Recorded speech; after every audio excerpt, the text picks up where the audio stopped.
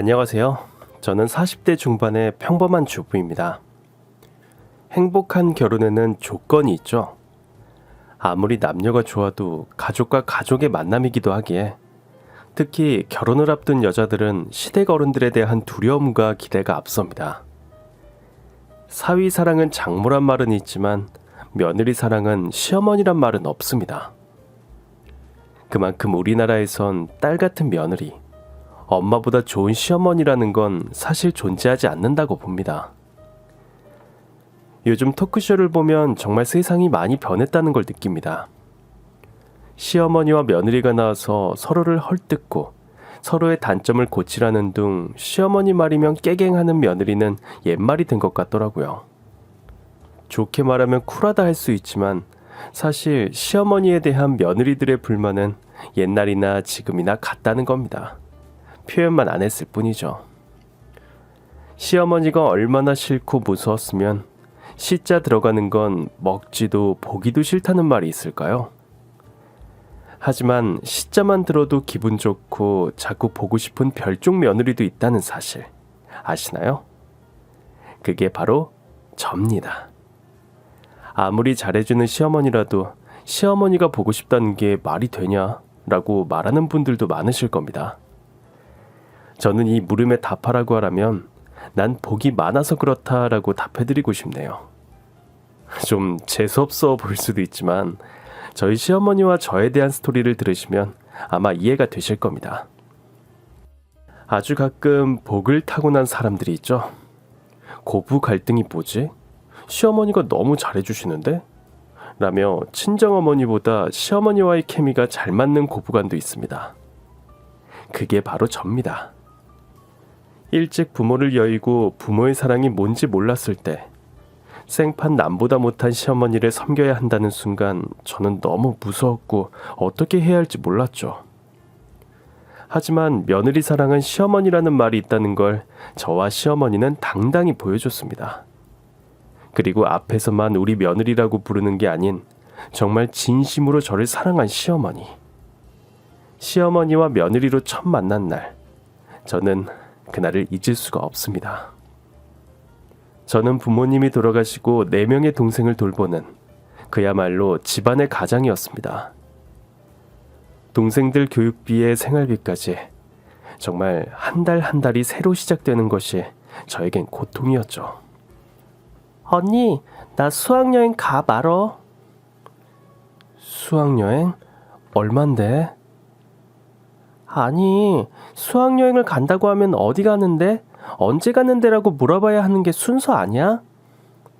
지금 우리 형편에 솔직히 수학여행이 말이 되니? 나는 그 흔한 고등학교 졸업장도 없어. 그래도 너희들만큼은 고등학교는 졸업시키려고 밤낮 없이 일하는데 내가 너한테 이런 소리를 들어야 하니? 아이씨, 그럼 나도 학교 관두고 돈이나 벌래. 공부만 열심히 하라고 말할 땐 언제고 돈 이야기만 나오면 징징징. 정말 진절머리나. 너 내가 하루하루를 어떻게 사는 줄 알아? 어? 아냐고. 누나 그만해. 자꾸 둘이 싸우지 마. 큰 누나가 좀 참아. 왜 나는 항상 참아야 하는데? 왜 나만 희생해야 하냐고. 누가 참으래? 자기가 선택한 길 아니야? 우리 책임지라고 한 사람 여기 아무도 없어. 착한 언니 코스프레 그만해. 역겨워. 야! 그날 저는 첫째 동생과 머리를 뜯고 싸웠습니다. 말리는 동생들을 보며 내가 왜 이렇게 살아야 하나. 정말 부모님을 원망했습니다. 나한테 왜 이런 짐을 지우냐고 말이죠. 저도 학교도 가고 싶고 놀고 싶은 그런 20살이었습니다. 하지만 나 하나만 희생하면 동생들은 저처럼 살지 않을 것이라는 마음으로 매일매일 일만 했습니다. 하지만 제게 돌아온 건 비난뿐, 고맙다는 말조차 듣지 못했죠. 동생들의 저녁도 모른 채 하고 처음으로 가출을 했습니다. 동네 뒷산에 올라 둥글게 뜬 달에 대고 원망을 참 많이도 했었습니다. 가출을 한 날 달은 더 빛났고 저를 더 초라하게 만드는 것 같았습니다. 왜 전 이렇게 살아야 하나요? 제가 뭘 그렇게 잘못했나요? 저도 사랑받고 싶어요. 저도 사랑받을 줄 안다고요. 가출은 잠시뿐. 저는 밤늦게 돌아와 동생들 아침을 차리고 학교를 보냈습니다. 저도 다 떨어진 가방 말고 동생들처럼 학교 가방을 들고 학교를 가고 싶다는 생각이 들었습니다. 그리고 이 지옥에서 벗어날 방법이 뭐가 있을까 고민을 했습니다. 왜냐면 아무도 인정해주지 않는 저의 희생을 왜 욕까지 얻어먹으면서 참아야 하는지 이건 아니라고 생각이 들었습니다. 부모님이 돌아가시고 저는 고등학교 1학년이 되던 해 중퇴를 했습니다. 선생님의 소개로 장갑을 만드는 공장에 취직하게 됐고 3년째 존재감 없이 일만 죽어라 했습니다. 그러던 어느 날 누군가 자꾸 날 쳐다본다는 느낌이 들었습니다. 제게 주어진 일감을 남들보다 적게 주고 밥 먹고 돌아오면 따뜻한 커피 한 잔을 몰래 놓고 가는 사람. 회사에선 그 어느 누구에게도 관심도 없던 내가 그에게 관심을 갖기 시작했습니다. 그는 저보다 7살이 많은 공장 인부였고 매일매일 들어오는 일감을 배분해주는 일을 담당했습니다. 제 아픈 마음이 그에게 보였을까요? 그는 매일매일 저를 챙겨주고 일이 힘들지 않은지 늘 묻곤 했습니다. 처음엔 대면대면 하다가 이렇게 잘해주는 사람이 내 곁에도 있다는 생각에 그에게 용기를 내 데이트 신청을 했습니다. 여자가 먼저 데이트 신청을 하는 게 좀 자존심을 상했지만 제가 이야기하지 않으면 이 남자를 놓칠 수 있다는 생각에 먼저 말을 걸었죠. 저기 내일 나랑 영화 보러 갈래요? 네? 보러 가기 싫음 말고요. 아니요. 그게 아니라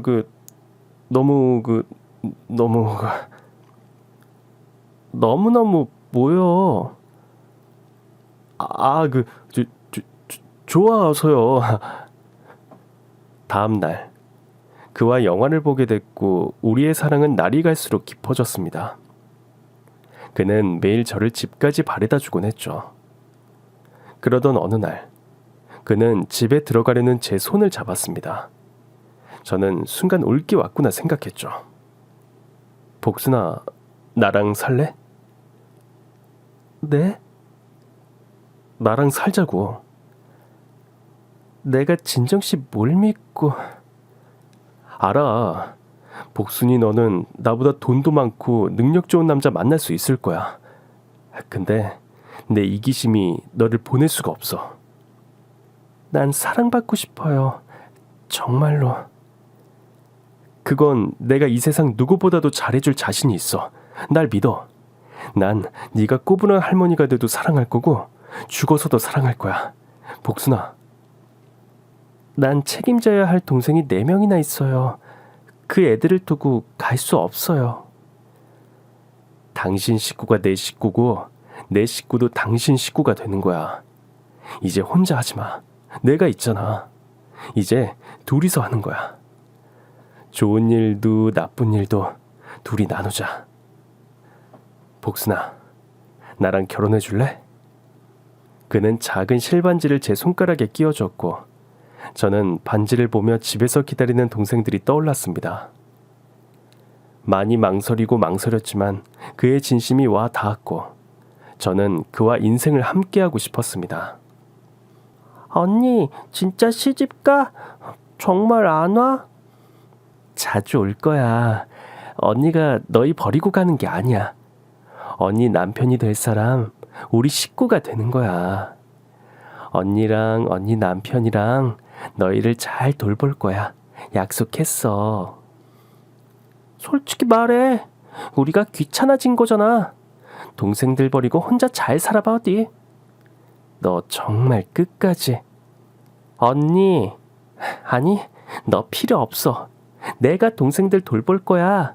앞으로 우리 볼 생각 하지도 마. 희생했고 사랑했던 식구들이 환영하지 않는 결혼. 정말 저는 끝까지 행복하지 못한 인생이 될 거란 불안감이 들었습니다. 내 식구들조차 환영해주지 않는데 그의 식구들은 저를 환영해 줄까요? 저는 부모님이 돌아가셔서 상견례조차 못하고 그의 어머님에게 결혼 승낙을 받으러 갔습니다. 호랑이보다 더 무섭다는 게 시어머니라던데 저같이 못난 며느리를 분명 탐탁치 않을 거라고 생각했습니다. 오빠, 나 괜찮아요? 나 너무 떨려. 우리 엄마 그런 분 아니야. 복순이 너 정말 예뻐하실 거야. 아무리 예쁜 며느리라도 자기 아들 뺏어갔다고 생각한대요. 내가 아무리 말해도 복순이는 안 믿을 것 같네. 자, 직접 들어가서 우리 엄마가 호랑인지 직접 확인해 보자고. 떨리는 마음으로 예비 시어머니를 만나러 갔습니다. 그런데 호랑이가 나올 줄 알았는데 너무나도 인자한 목소리가 절 맞이해 주었습니다. 복순 씨라고 했죠? 너무 잘 왔어요. 잘 왔어. 예비 시어머니는 저를 꼭 안아주시며 저를 반겨주셨습니다. 정말 믿기지 않았습니다. 이렇게 저를 환영해주는 사람이 제 시어머니가 될 분이라는 걸요. 예비 시어머니는 제가 좋아하는 음식을 다 차려놓으셨습니다. 맨날 동생들 반찬만 만들고 앉아서 밥도 제대로 먹는 일이 없었는데 이렇게 맛있는 음식을 대접받다니 정말 믿기지가 않았습니다. 진정이한테 뭐 좋아하는지 이야긴 들었어요. 입에 맞을지 모르겠네. 어서 들어요. 저는 그 정성스러운 상차림을 보고 흐르는 눈물을 멈출 수가 없었습니다. 따뜻한 밥과 국, 그리고 제가 좋아하는 음식들이 누군가 저를 위해 차려준 일이 없었으니까요. 어서 먹어. 그만 울고. 거봐, 우리 엄마 호랑이 아니지? 정말 맛있어요. 정말요. 그때 예비 시어머니는 모든 걸 안다는 듯 저의 손을 꼭 잡아주셨고 제 밥 위에 고기를 얹어주시며 말씀하셨습니다. 이제 이런 밥상 매일 차려줄 테니까 울지 마. 복순 씨는 그럴 자격 있어. 그만 울고 이제 먹어. 얼른. 제가 태어나 먹은 밥 중에 아마 제일 맛있었던 걸로 기억합니다. 눈물 젖은 밥이지만 그건 기쁨의 눈물이었고 앞으로 제 인생에 희망을 줄 에너지 같은 밥상이었습니다. 우리는 소박하지만 예쁜 결혼식을 올렸고 아직 집을 마련한 형편은 되지 않아 시어머니 댁에서 함께 살기로 했습니다. 남들은 시어머니를 모시고 산다고 대단하다고 하지만 사실 시어머니가 저희를 돌봐주는 것이었습니다. 넉넉한 형편은 아니어도 늘 웃음이 끊이질 않았고 언제나 저희 세 식구는 항상 함께였습니다. 정말 시어머니는 작은 것 하나하나 저를 딸보다 더 챙겨주셨죠. 아이고, 아가. 네, 어머니. 저 늦잠을 자서 죄송해요. 설거지라도 해야 하는데 지각할 것 같아서. 그래도 이게 뭐니? 이리 와봐. 저는 영문을 몰라 시어머니 곁으로 갔고 시어머니는 제 머리를 곱게 빗어주셨습니다. 거울 볼 시간도 없이 아등바등 살아온 저를 이렇게 세심하게 챙겨주는 시어머니가 정말 제 친엄마였으면 얼마나 좋을까 그런 생각까지 들었습니다. 너는 얼굴형도 이쁘고 귀도 이쁘고 눈, 코, 입 다 이쁜데 얼굴을 왜 이렇게 가리고 다니니? 이것 봐라. 머리 묶으니 우리 며느리 미스 코리아가 따로 없구나. 아이고 예뻐라. 어릴 때 흐릿하게 기억이 났습니다. 엄마가 살아계셨을 때 제 머리를 곱게 빗어주던 그 손길. 부모 사랑을 받아본 기억이 거의 없기에 사실 전 사랑을 주는 방법을 모르는 사람이었습니다. 시어머니의 사랑을 받으니 사랑을 받는 법도 사랑을 주는 법도 아는 제가 되었습니다. 어머니 소원 없으세요? 제가 정말 하늘의 별이라도 따드리고 싶어요. 그런 거 없다. 나는 너희가 행복하면 그게 제일 좋아. 그래도 어머님, 저도 어머님께 뭔가 해드리고 싶어요. 매일 받기만 해서. 원래 부모는 자식한테 모든 걸 주는 사람으로 태어났다. 그리고 내리사랑이라는 말이 있잖니. 너는 네 자식한테 앞으로 모든 사랑을 줄 거고 우리 며느리 닮은 손녀 하나 있으면 좋긴 하겠다만 아이고 이 늙은이가 별소리를 다 하네.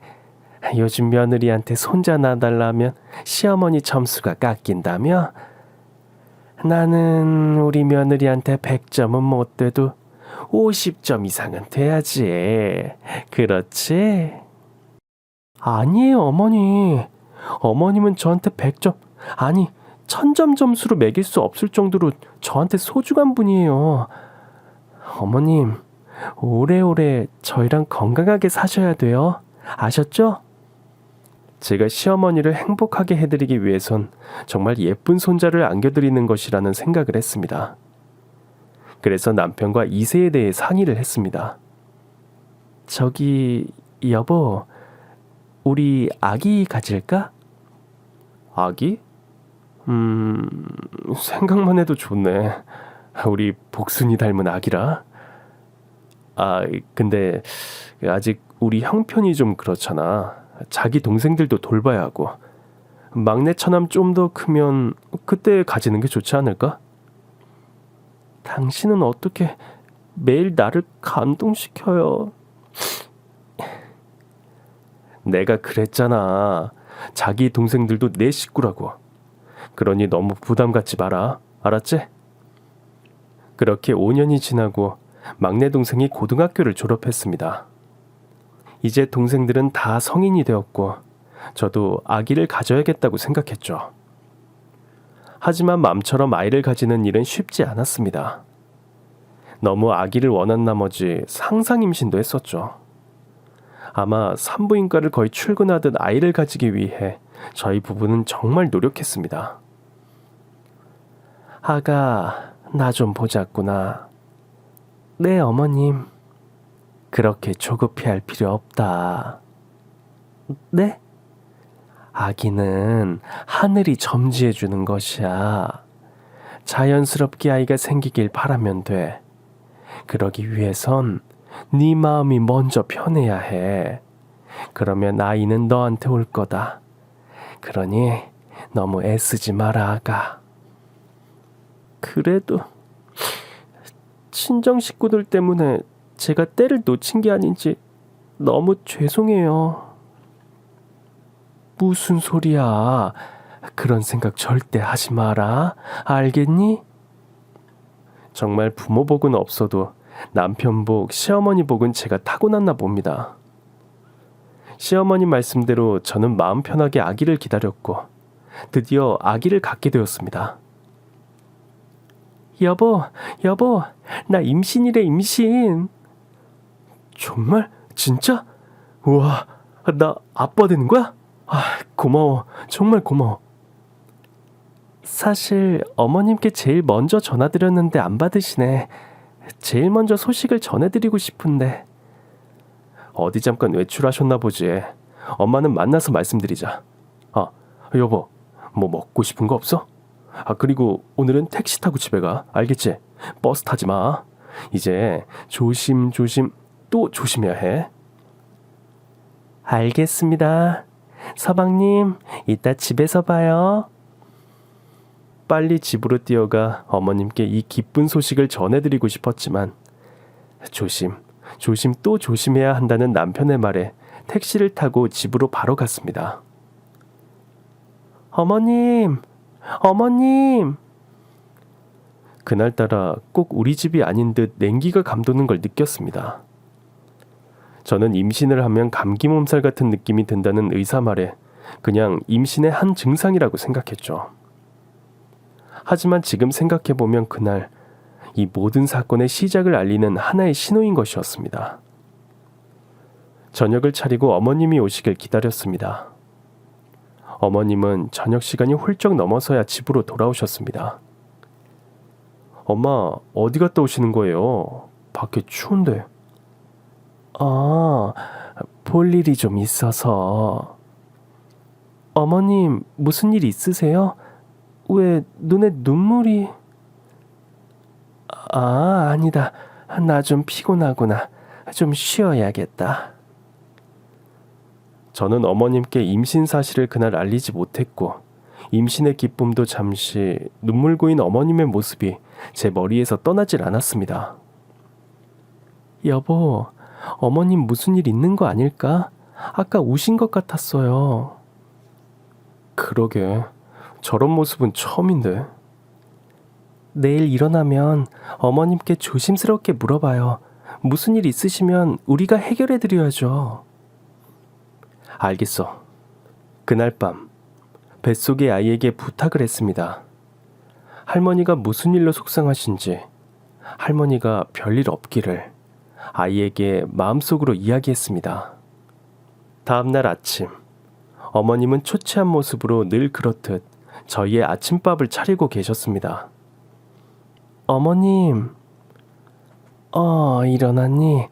얼른 밥 먹어라. 엄마, 어제 무슨 일이 있었어요? 일은 무슨 일? 그냥 노인정 갔다가 너무 추워서 그런 거야. 몸살약 먹어서 이제 괜찮아. 진짜죠? 그래, 아무 일 없어. 엄마, 그러면 엄마가 완전히 깜짝 놀랄 사실 하나 알려줄까요? 깜짝 놀랄 일이라니. 너희 무슨 일 있니?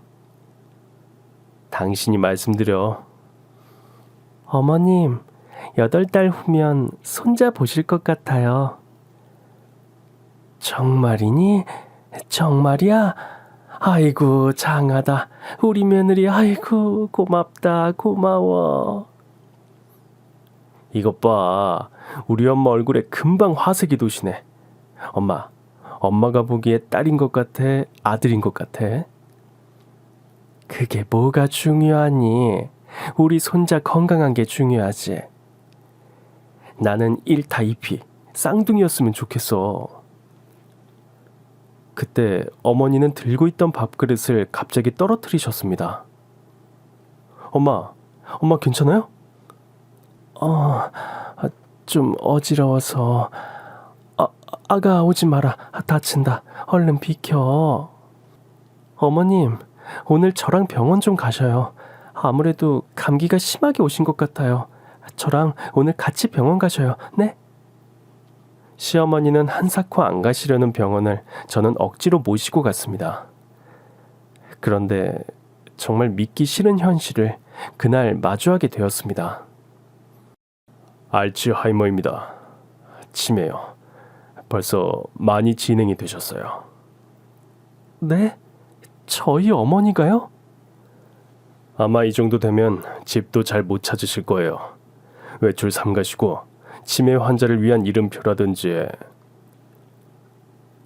아니에요.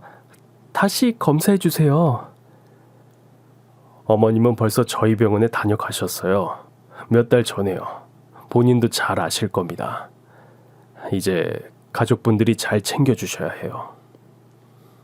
의사가 알츠하이머라고 하는 순간 정말 하늘이 무너질 것 같았습니다. 왜 착한 우리 어머님께 이런 몹쓸 병을 주는지 하늘을 원망하고 또 원망했습니다. 그날 어머님과 저는 아무 말 없이 택시를 타고 집으로 갔습니다. 둘이 있으면 엄마랑 딸처럼 이야기가 끊이질 않았는데 어머님은 택시 창문만 바라보고 계셨습니다. 그러다 그때 어머님이 택시기사에게 소리를 질렀습니다. 기사 양반, 백화점으로 갑시다. 어머님, 너 임신복 사야지. 배 금방 부른다. 임신복도 필요하고 젖병이랑 아기 이불. 아이고, 준비할 게 많아. 어서 백화점으로 가자. 어머님. 그날 어머님은 기억이 달아날까 무서운 듯 아기 용품이 보일 때마다 사고 또 사고. 저는 어머님을 말리느라 혼쭐이 났습니다. 겨우 어머님을 진정시킨 뒤 저희는 집으로 왔습니다. 뭐야, 나만 빼고 둘이서 데이트한 거야? 넌 출근 안 하고 왜 집에 있어? 엄마, 왜 안 하던 농담을 다 하실까? 아니, 지금 시간이 몇 시인데 출근을 안 해. 얼른 출근해라. 아참, 아침밥 먹어야지. 내가 얼른 차려주마. 남편은 어안이 벙벙해서 어머님과 저를 번갈아 보며 점점 얼굴이 굳어졌습니다. 오늘 병원에서 뭐래? 엄마 왜 저래? 여보, 여보. 병원에서 뭐라고 했냐고? 우리 어머니 불쌍해서 어떡해요? 어떡해? 어머님 알츠하이머래요. 어떡해요, 어떡해? 남편은 그 자리에서 털썩하고 주저앉았습니다. 그리고 백화점에서 사온 아기용품을 하나하나 보며 눈물을 흘렸습니다. 아니야. 이거 봐봐. 엄마가 우리 태어날 아기 주려고 사온 거 봐봐. 치매면 이런 거 기억 못해. 여보. 우리 엄마한테 왜 그런 병이 생겨? 왜? 행복했던 우리 세 식구. 그날 이후 모든 것이 달라졌습니다. 어머님의 치매 증상은 점점 더 심해졌고, 인자하고 늘 웃어주시던 어머님은 한 번씩 딴 사람이 되곤 하셨죠. 색시는 누구요? 어머님, 저 어머님 며느리 안복순이잖아요. 며느리? 나는 아들이 없는데. 어머님, 여기 보세요. 벽에 제가 다 써놨죠? 아들 오진정, 며느리 안복순. 그리고 아이고, 색시 왜 울어? 그리고 제가 세상에서 제일 사랑하는 시어머니, 이 점자 이자, 이 점자 어머님. 이 점자가 누군데? 어머님. 색시, 나 부탁 하나만 합시다. 내가 내 동생을 잃어버렸어. 아무리 찾아도 없어. 내 동생 좀 찾아주셔. 응? 색시. 저는 그날 어머님이 하신 말씀이 그냥 치매 증상 때문에 그러신가 보다라고 아무렇지 않게 넘겼습니다. 지금 생각해보면 그 말이 어머님께는 아무에게도 말하지 못한 상처라는 걸 모른 채 말이죠. 제 배는 점점 불러왔고, 배가 부를수록 어머님의 치매 증상은 더 악화되었습니다. 거실에서 볼일을 보시는 건 일상이 됐고, 냉장고에 있는 음식들을 다 꺼내서 허겁지겁 손으로 식사를 하셨습니다. 소리를 지르고 저 몰래 밖으로 나가서 경찰에 신고한 것만 해도 수십 번. 하지만 제일 가슴 아팠던 건 그렇게 예뻐했던 며느리를 못 알아보시는 것이었습니다. 어머님, 목욕하시니까 시원하시죠? 네. 어머님, 저 옛날에 머리 빗어주시던 거 기억나세요? 몰라요. 어머님, 제 배 보세요. 어머님 손재가 이만큼 자랐어요. 만져보세요. 어머님은 제 배를 떨리는 손으로 가만히 만지셨습니다. 그러곤 한참을 아무 말도 하지 않으셨습니다. 그러다 갑자기 이상한 말씀을 하셨습니다. 나는 내 동생이랑 같은 날 태어났어요. 아줌마도 동생 있어요? 어머님 동생 있으세요? 아니, 난 오빠 있어. 우리 오빠 오진정, 우리 오빠 언제 와? 저는 그날 어머님의 말이 뭔가 이상하다는 것을 느꼈습니다. 오늘은 엄마 별일 없었어? 생각해봤는데 당신 점점 몸도 무거워지고 엄마를 모시는 게 무리인 것 같아. 간병인 불러야겠어. 안 돼요. 어머님 낯선 사람 오시면 더 불안해하실 거예요. 여보, 당신 건강이랑 우리 아기도 생각해야지. 이러다 잘못되면 어떻게 할 거야? 내가 정말 힘들면 그때 이야기할게요. 아직 괜찮아요. 정말요. 그리고 여보, 혹시 어머님 동생분 있으세요? 동생? 어, 옛날에 얼핏 들었는데 6.25 한국전쟁 때 잃어버렸다고 들었어. 근데 그때 엄마는 부산 피난길에 올랐고 동생은 같이 배에 오르다가 그만 물에 빠졌다고 하더라고. 돌아가신 거지 예전에. 엄마가 동생 이야기했어? 한 번씩요. 치매 환자들은 아주 옛날 일들을 계속 말한다고 하더라. 엄마한텐 그게 아픈 기억이겠지. 제발 우리 꼬물이 태어나는 거 보셔야 할 텐데. 동생에 대한 그리움이 크다는 걸 남편을 통해 알게 되었고, 저는 어머님이 동생분 이야기를 하실 때마다 어떤 기억이 있는지 자주 이야기를 했습니다. 어머님은 동생과 헤어진 그날로 돌아가 아주 생생하게 말씀하셨죠. 내가 그때 동생을 잡고 막 뛰었다고, 배에 올라타려고. 북한군이 오는데 정말 죽는 줄 알았어. 섹시해. 북한군이 얼마나 무서운지 모르지? 얼굴은 괴물 같고 손도 이만하고 발도 이만하고 아우 무서워. 근데 동생이 그 괴물한테 잡아먹힌 것 같아. 같이 배에 탔는데 없어졌어. 어머님, 그러면 동생분은 어떻게 생기셨는지 기억나세요? 내 동생? 이뻤어. 사람들이 나랑 똑같이 생겼다고 했다니까. 섹시해. 나 이쁘지? 네, 어머님. 우리 어머님 세상에서 제일 예쁘세요. 며칠 후 새벽, 저는 진통이 왔습니다. 여보.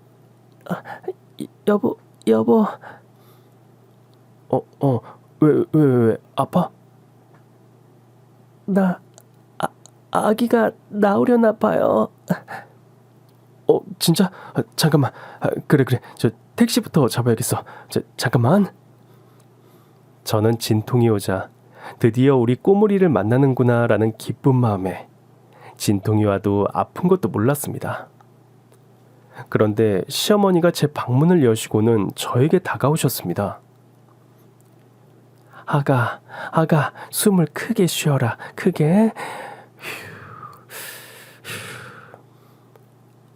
어머님? 어머님.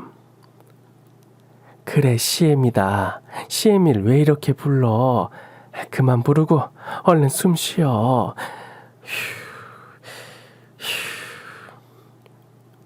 어머님, 제가 누군지 기억나세요? 얘가 오늘 왜 이래? 너무 힘들어서 그런 거야? 말하면 더 힘들어. 어머님. 그동안 나 때문에 고생이 많았다, 아가. 내가 널 만난 걸 정말 하늘에 감사하고 또 감사하다고 했어. 다음 생에는 내 딸로 태어나서 내가 키우고 먹이고 입히고 정말 다 해주고 싶구나. 우리 다음 생에는 꼭 엄마랑 딸로 태어나자. 알겠지? 어머님.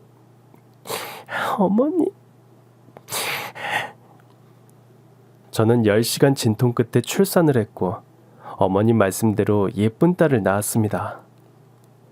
행복과 불행은 왜 늘 제게 동시에 찾아오는 걸까요? 우리 예쁜 딸이 태어나던 날, 어머님은 세상을 떠나셨습니다. 어머님은 전쟁으로 가족을 모두 잃으셨다고 하셨습니다. 장례식장은 남편과 저밖에 없었죠. 제가 본 장례식 가운데 가장 슬픈 장례식이었습니다. 저는 남편의 만류에도 불구하고 몸도 제대로 풀지도 않고 어머님 장례식장으로 향했습니다.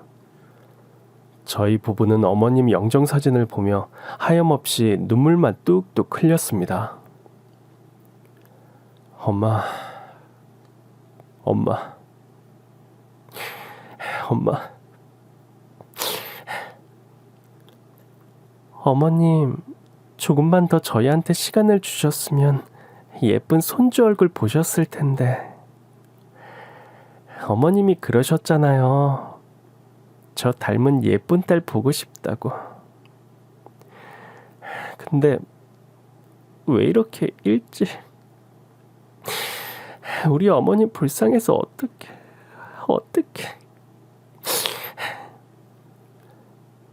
고생만 하시다가 가셨는데 이제 손주도 보고 편하게 모시려고 했는데 엄마 죄송해요.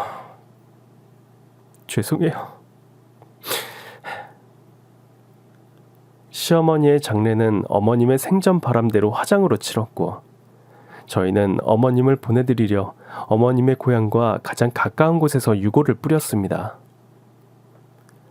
엄마, 고향에 가셔서 가족들도 만나시고 하늘에선 편히 쉬세요.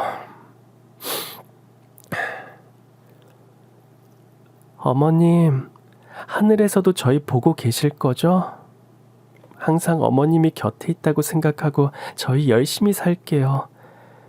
어머님도 하늘에서 편히 쉬세요. 저는 장례식을 마치고 어머님 유품을 정리했습니다. 시어머님은 생전에 정말 검소한 분이셨습니다. 옷도 신발도 전부 떨어질 때까지 입고 신으셨죠. 워낙 검소한 분이라 어머님 유품을 정리하는데도 시간도 별로 걸리지 않았습니다. 유품을 정리하면서 저는 더 가슴이 아팠습니다. 어머님, 저희한테 다 주시고 왜 당신한테는 이렇게 검소하셨어요? 불쌍한 우리 어머님. 그런데 어머님 장롱 안에 작고 낡은 상자 하나가 보였습니다. 이게 뭐지? 상자를 열자 남편의 베넷 저고리와 돌사진이 있었고 아주 낡은 작은 지갑이 들어있었습니다. 저는 그 지갑을 열어봤고 거기엔 아주 낡은 흑백 사진이 들어있었죠. 그 흑백 사진 속 주인공은 바로 어머님의 10대 시절 사진이었습니다. 사진 속 활짝 웃는 어머님의 모습은 너무 예뻤습니다.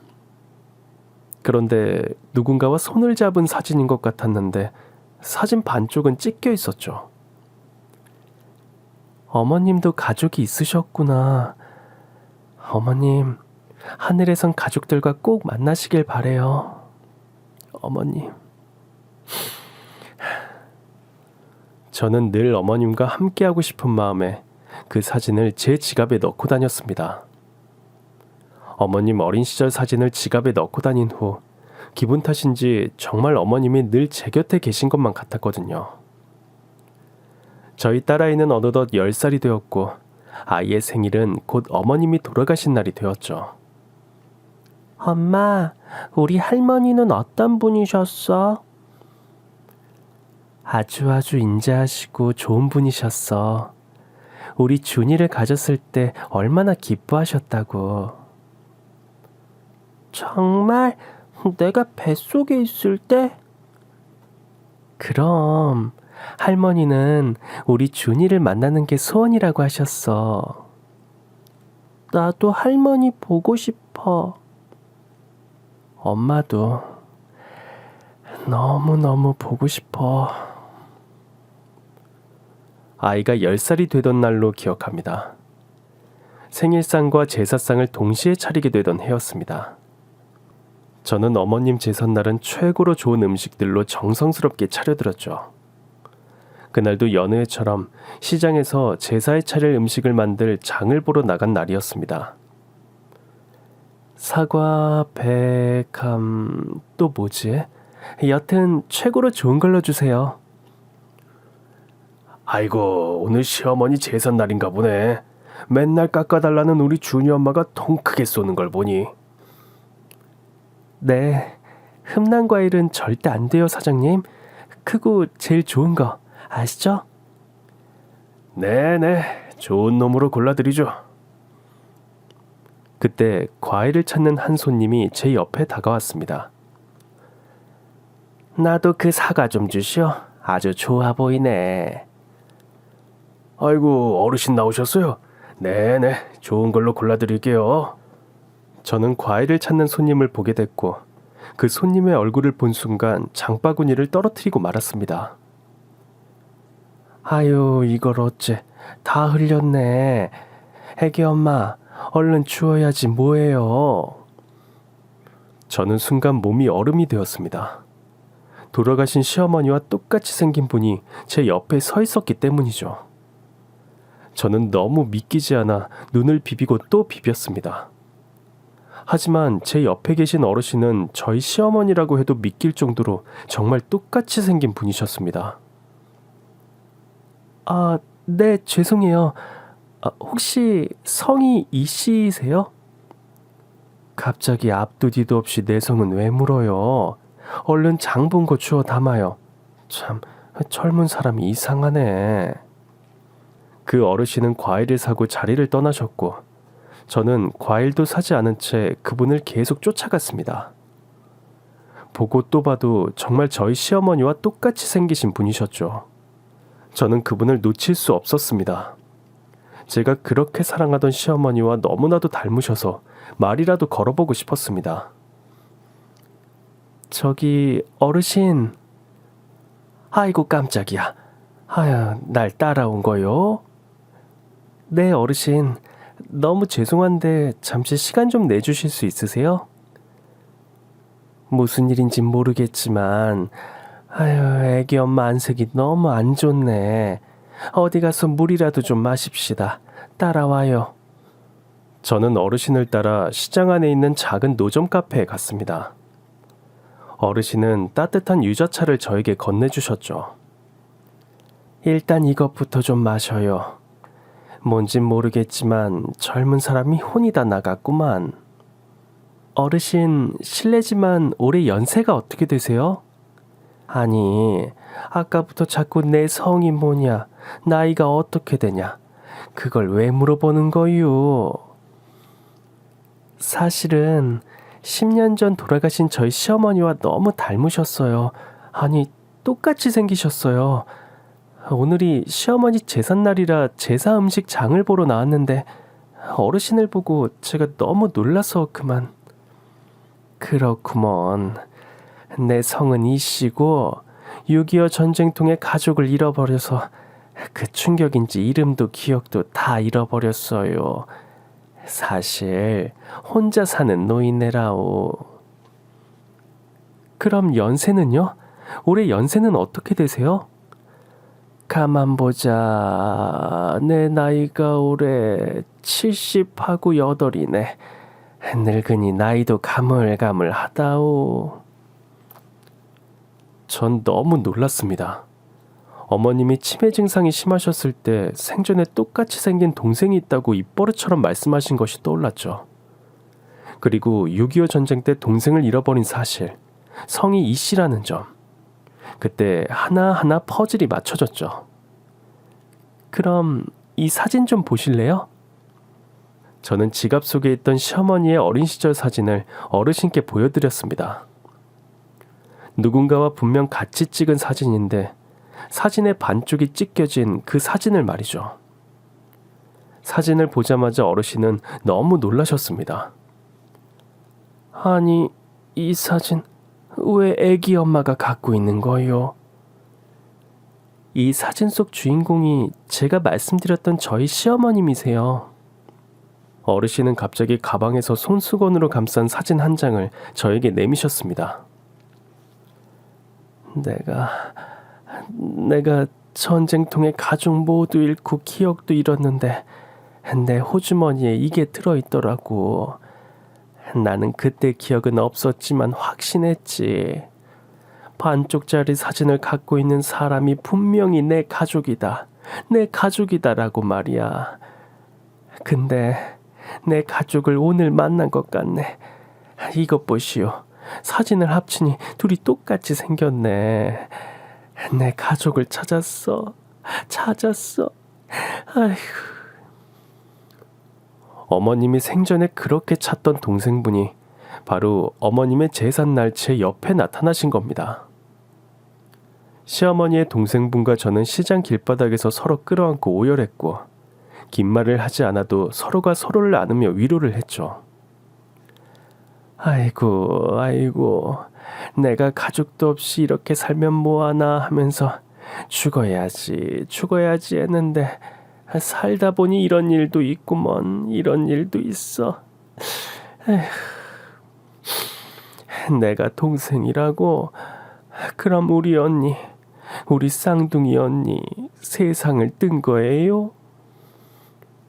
네, 10년 전에 치매로 하늘나라로 가셨어요. 생전에 동생이 있다고, 똑같이 닮은 어머님의 동생이 있다고 기억을 잃으시면서도 그 말씀은 자주 하셨어요. 동생이 너무 보고 싶다고요.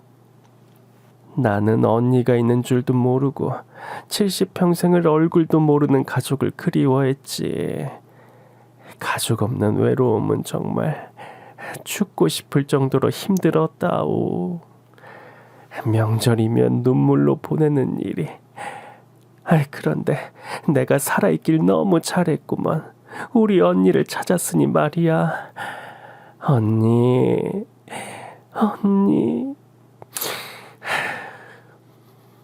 저희는 그동안의 이야기를 나누고 저는 어머님의 동생분을 모시고 얼른 집으로 갔습니다. 저를 기다리던 남편은 현관문을 열자마자 너무 놀라 주저앉고 말았죠. 아니, 엄마가 아니고 이분은 누구신지. 말도 안 돼. 엄마랑 너무 똑같으신데. 근데 우리 엄마는 돌아가셨는데. 여보, 이분은 누구셔? 어머님이 생전에 너무 그리워하던 쌍둥이 동생분이에요. 뭐? 말도 안 돼. 시어머니의 동생분은 남편을 보자마자 끌어안고 한참을 우셨습니다. 그리고 가지고 있던 낡은 사진을 꺼내 남편에게 보여주셨죠. 네가 언니 아들이니? 이것 봐라. 내가 네 엄마 동생이야. 쌍둥이 동생. 아이고. 정말 엄마가 살아 돌아오신 줄 알았어요. 엄마를 얼마나 그리워했는지 몰라요.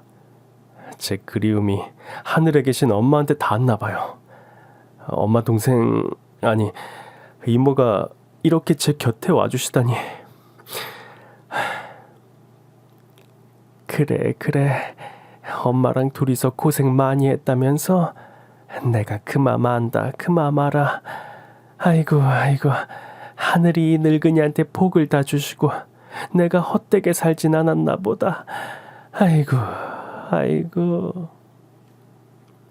어머님이 돌아가신 지 10년이 되던 해, 매년 세 식구만 지내던 어머님 기일에 네 식구가 함께하게 되었죠.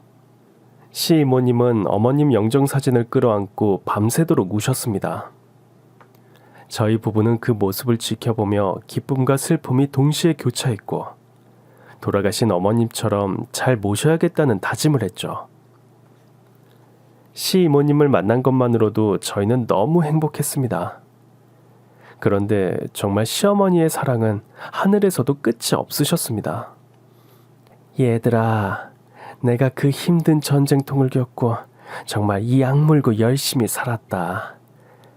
국수 장사에 떡 장사에 돈만 벌었어. 그러고 나니 이렇게 나이가 들었고 내가 죽으면 좋은데 기부해야지 생각했지.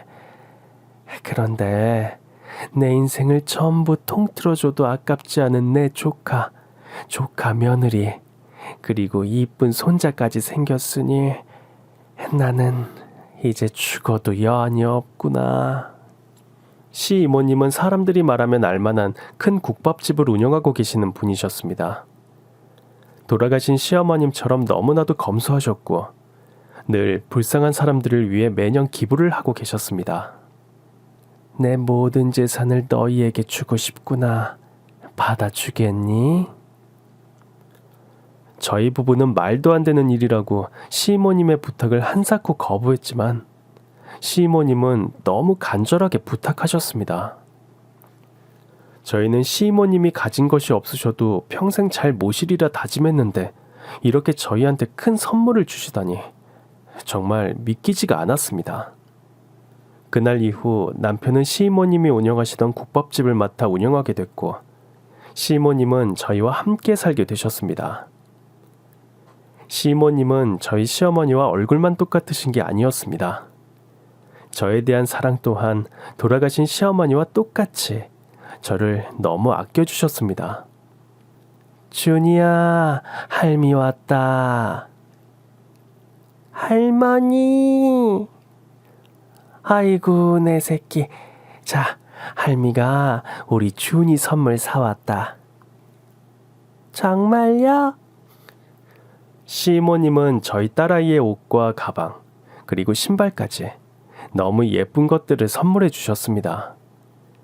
그리고 제 손을 잡으시곤 저에게 작은 상자 하나를 내미셨습니다.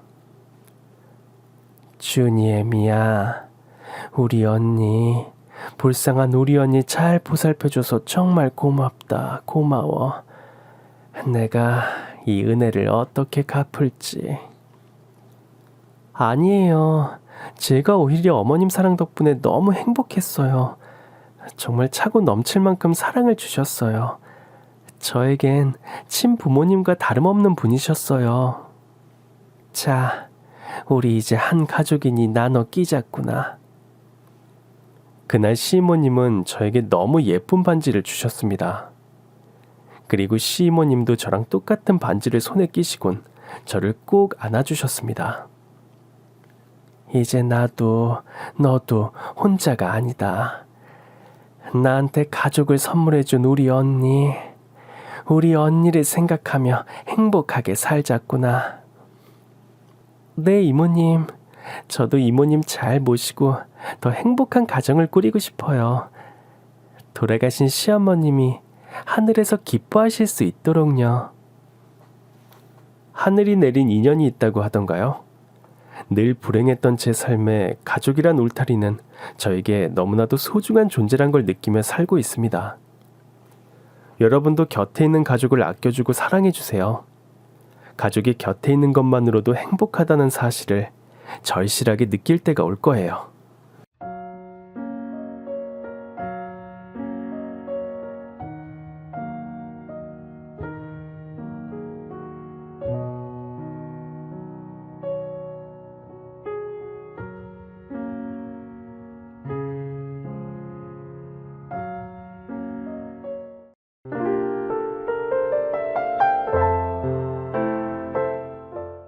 안녕하세요. 저는 결혼한 지 5년 차, 이제 막 임신한 예비 엄마입니다.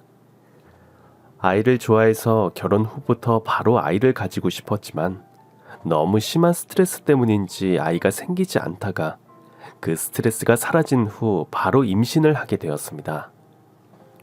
그래서 제가 겪은 일들에 대해서 이야기를 해보려고 합니다. 저는 평범한 사람입니다. 말 그대로 평범한 집에서 태어나 평범한 부모님 밑에서 자라났고 평범하게 학교를 다녔고 평범하게 직장을 다녔습니다. 덕분에 엄청나게 잘난 구석은 없더라도 무던한 성격과 나름 실수 없는 일처리로 인간관계에서만은 자신이 있었습니다. 그러나 그것이 얼마나 큰 착각이었는지를 결혼 후 깨닫게 되었습니다. 결혼 전에는 제가 열심히 살면 그만큼 결과가 나왔고 제가 하고 싶은 일을 남에게 피해를 주지 않는 선에서 얼마든지 해도 됐었습니다. 그러나 결혼 후 바뀐 인간관계는 저의 노력과 전혀 상관이 없는 고난의 연속이었습니다. 사회복지사 일을 하는 남편은 착하고 좋은 사람이었지만 그만큼 우유부단한 면이 있었습니다. 제 말을 잘 들어주는 상냥한 사람이었지만 그만큼 시부모님과 시댁가족의 말도 잘 들어주었고 저의 친정에 잘하는 만큼 시댁에도 잘했습니다. 물론 사이가 좋을 때는 아무 문제가 없었습니다. 그러나 가족 간에 문제가 생길 때는 아무런 도움이 되지 못했습니다. 그저 중간에 껴서 안절부절 안절부절 누구의 편도 들지 못하고 거의 패닉에 빠지곤 했습니다. 저는 그런 신랑이 안쓰러워 가능하면 시댁과의 문제를 만들지 않으려고 노력했습니다. 시어머님은 시골에서 오래 사셔서 말이나 행동이 좀 거친 분이긴 하시지만 아기가 있게 행동하시는 분은 아니라서 그래도 참을만 하다고 생각했고 남편이 그만큼 저나 친정에 잘했으니까요. 그런데 문제는 동서가 들어오면서부터 생겼습니다. 남편에게는 동생이 한 명 있습니다. 착하고 성실하기만 한 남편과는 다르게 강한 뱃사람인 시동생은 시원시원한 성격에 체구도 듬직한 항해사였습니다. 남자들만 있는 거친 바다에서 주로 생활하다 보니 큰 키에 잘생긴 외모, 높은 연봉에도 여자를 만나기 쉽지 않다고 하더라고요. 그러던 어느 날 잠시 들렀던 기양지에서 여행을 하던 한 여자를 만나 운명 같은 사랑에 빠졌다고 하더라고요. 한 번 배를 타면 짧게는 6개월, 길게는 1년 넘게 내리지 못하는 경우가 많은 시동생이라 과연 어떻게 연애를 하고 결혼을 할지 걱정했었는데 인연은 역시 따로 있구나라고 생각을 했었죠. 그렇게 만나게 된 예비 동서는 정말 대단한 사람이었습니다. 한눈에 들어오는 멋진 스타일을 가진 미인에 자신감이 넘치는 사람이었습니다. 저는 제가 다 갖추고 있어서 그런지 항상 남자를 만날 때 조건보다는 그 사람 자체를 보자고 생각했었어요. 그래서 이 사람을 만났을 때 내가 찾던 그 사람이구나 바로 알아봤지 뭐예요. 자신 있게 자기는 모든 것을 다 가졌다고 이야기하던 동서는 정말 모든 것을 다 가진 여자 같았습니다. 눈에 들어오는 괜찮은 외모는 물론이고 명문대를 졸업한 직업도 의사였습니다. 그것도 자기가 졸업한 대학의 부속병원에서 근무하고 있는 실력 있는 의사에 친정도 강남 토박이에 작은 건물까지 가지고 있는 여유 있는 집안이라고 하더군요. 거기다 남자를 볼 때 조건보다 그 남자 자체를 본다니 속물근성 없는 성격까지 좋은 사람 같더군요. 솔직히 제가 봐도 참 다 가졌다 싶더라고요. 그런데 제 눈에 그렇게 보일 정도면 시부모님 눈에는 과연 어떻게 보였을지 상상이 가시나요? 말 그대로 완벽한 며느리가 떡하니 덩굴째 굴러 들어왔으니 그날부터 며느리가 아니라 상전이 들어온 듯 떠받들어 모시기 시작했습니다. 아이고, 너는 어쩜 이렇게 손이 작고 곱니? 이 작은 손으로 어떻게 환자를 보고 사람을 살리니? 이 다리는 또 어떻고? 이 가느다란 다리로 서서 수술을 할 생각을 하니 내 마음이 다 아프네. 집안일? 그런 걸 왜 네가 신경 쓰니? 그런 건 너 아니라도 할 사람 천지 삐까리다. 걱정을 하지를 말아라. 결혼 후 몇 주간의 신혼을 보낸 시동생이 다시 배를 타러 간 후 시어머니는 동서가 안쓰러워 어쩔 줄 몰라 하기 시작했습니다. 작은 아가, 너 무슨 음식 좋아하니? 일하느라 힘들 텐데 내가 반찬해서 가마. 그래, 갈비도 좋아하고 잡채도 좋아하고 구절판? 세상에, 역시 너는 입맛도 고급이구나. 역시 귀하게 자란 애는 어디가 틀려도 틀려. 그리고 또 뭘 좋아하니? 간장게장. 아, 그래, 지금이 딱 철이지. 내가 간장게장 잘하는 거 어떻게 알고? 내가 딱 맛있게 해서 가져가마. 그러나 정작 반찬을 해간 시어머니는 시동생네 집에는 발도 들이지 못했습니다. 어머님, 오신다고 하신 게 오늘이셨나요? 제가 급하게 병원에서 호출이 와서요. 어쩔 수 없겠네요. 반찬은 그냥 경비실에 맡기고 가주세요. 제가 나중에 찾아갈게요. 아, 집 비밀번호요? 그게 갑자기 기억이 안 나네요. 제가 숫자에 좀 약해서 그런 걸 잘 못 외우지 뭐예요. 혹시 섭섭하신 건 아니시죠? 어머, 지금 저 부르네요. 저 환자 보러 가야 해요, 어머니. 맛있게 잘 먹겠습니다. 조심해서 가세요. 반찬을 해가도 항상 바쁘다며 경비실에 맡겨두고 가라고 하는 동서였지만 어머니는 한 번도 싫은 내색을 하신 적이 없으셨습니다. 오히려 그럴 때마다 집에도 들어오지 못하고 바쁜 동서를 걱정하며 몸에 좋다는 보약이나 영양제를 공수해 가져가셔서는 또 경비실에 맡기셨죠. 사실 그런 건 상관이 없었습니다. 어머님도 사람이니 더 예쁜 며느리 있을 테고 더 챙겨주고 싶으신 마음을 어쩌시겠어요. 그런데 어머님이 동서를 챙기실수록 그 피해가 저에게 오기 시작했습니다. 동서가 결혼하고 처음 있던 제삿날, 예전처럼 하루 전에 연차를 내고 간 시댁에 동서는 없었습니다. 이건 뭐 얼마나 된다고 바쁜 애를 부르니. 그냥 너랑 나랑 후딱 하면 되지. 일이 적다뇨. 원래 차례나 제사를 지낼 때면 한과까지 집에서 직접 튀겨서 준비하시는 시어머님 때문에 저 역시 이틀씩 연차를 내고 일을 해야 했습니다. 저희 친정은 제사든 차례든 지내는 집이 아니었어서 익숙하지 않은 음식 준비가 서툴렀고 시어머님은 그럴 때마다 성의가 없으니 이따위로 하는 거라며 소리를 지르곤 하셨습니다. 그것도 명절 차례 빼고 1년에 6번이나 있는 제사였습니다. 그래도 이제는 이뻐하는 작은 며느리가 들어왔으니 체면 차리려고 좀 덜 그러실지도 모른다는 생각을 했습니다. 그게 아니라도 같이 구박받는 동지가 생긴 거니 뭐 행사 끝내고 뒤에서 시어머니 씹으면서 스트레스나 풀 수 있을 거라고 생각했거든요. 그런데 동서가 제사 준비에 오지 않는 것은 물론 동서가 튀김을 좋아한다고 했다며 평소보다 훨씬 많은 튀김을 잔뜩 튀기게 하셨습니다. 그리고 딱 제사 시간에 맞춰 도착한 동서는 절 몇 번 하고는 음식의 간이 짜다, 싱겁다, 느끼하다 잔소리만 잔뜩 하더니 시어머님이 싸주신 음식을 싸서 당직 중인 동료들과 나누어 먹겠다며 뒷정리도 돕지 않고 가버렸습니다. 처음에는 저도 동서가 공부만 해서 아직 잘 모르는 거라고 생각했습니다. 시어머님이 잘난 며느리 아끼느라 일하는데 안 부르신 거고 일 안 시키니 몰라서 안 하는 걸 거라고요. 그래서 다음 제사에는 제가 동서에게 연락을 했습니다.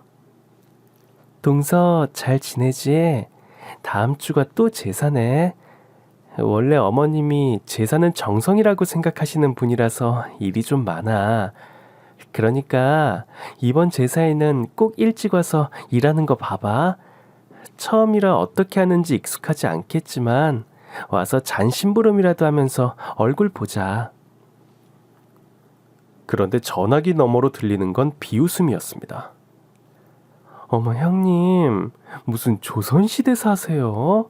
왜 남의 집 제사에 며느리들이 정성을 쏟아요? 저는 그런 이상한 관습에 반대하기 때문에 일하러 갈 생각이 전혀 없거든요. 제가 그렇게 시댁 제사나 챙길 것 같았으면 형님처럼 대강 전문대 나왔죠. 굳이 힘들게 명문대, 그것도 의대 공부를 했겠어요? 생각을 좀 하세요, 생각을. 그리고 제가 동서에게 연락한 사실을 알게 된 시어머님은 잔뜩 화가 나셔서 저에게 소리를 지르셨죠. 나는 도대체 뭐 하는 애니? 왜 안 그래도 머리 쓸 거 많은 애한테 연락해서 신경 쓰이게 해? 넌 도대체 생각이란 걸 하고 사는 거야? 어? 서러움에 눈물이 나더라고요. 아니, 똑같은 며느리인데 누구는 종년처럼 일하고 누구는 공주처럼 손 하나 까딱 안 하다니요. 그러다 결국 제가 폭발할 일이 생기고 말았습니다.